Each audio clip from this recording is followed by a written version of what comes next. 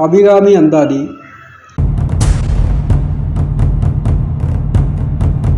பாடல் 17.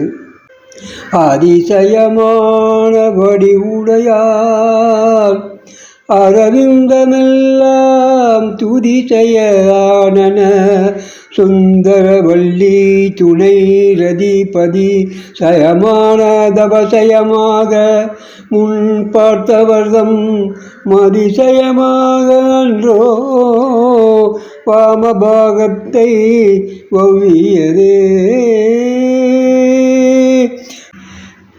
நீ வியப்பதற்கும் தோற்றம் உடையவள். தாமரை மலர் உயர்வான அழகுடையது. நீயோ அவ்வழகை வென்ற வெற்றி பெற்றவள். நீ அழகிய கொடி போன்றவள்தான்.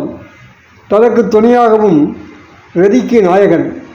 மன்மதன் பிற இடங்களில் பெற்ற வெற்றி யாவற்றையும் தம்முள் இழந்து தோல்வி கண்டது எப்படியோ? முற்காலத்தில் நெற்றிக்கண் திறந்தார் சிவபெருமான். இது புத்தியை வெற்றி கொள்வதற்காகத்தானே. இதற்காகத்தானே தேவி சிவபிரானின் இடபாகம் கவர்ந்து கொண்டாளோ? பாடல் 18. வவ்விய பாகத்திரை வரும் நீயும் மகிழ்ந்திருக்கும்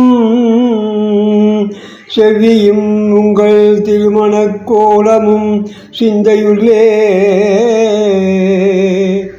அவ்வியம் தீர்த்தன்னை அண்ட பொற்பாதமும் ஆகி வந்து வெவ்விய காலனில் மேல் வரும் போது வெளி நிற்கவே. தேவி, நீ விரும்பியபடி வாமபாகத்தை உடைய சிவபுரானுடன் நீ மகிழ்ந்திருக்கும் காட்சி அற்புதமோ அற்புதம். ஒன்றியுள்ள அத்திருக்கோலம் மனதில் ஆழப்பதிந்தது. உங்கள் திருமண கோலத்தில் காணும் போது அகத்தில் உள்ள ஆணவம் விலகி போகும். நீ என்னை தடுத்து ஆட்கொண்ட 7 திருவடிகள் கடுமையான கூற்றவன் என்னுயிர் கவி கொள்ள வரும்போது என்னை நேரடியாக எதிர்கொள்கிற போதில் தேவி நீ வெளிப்படையாக தரிசனம் தந்து நின்று அருள்வீர். ஆமாம், நின்று அருள்வீர்கள்.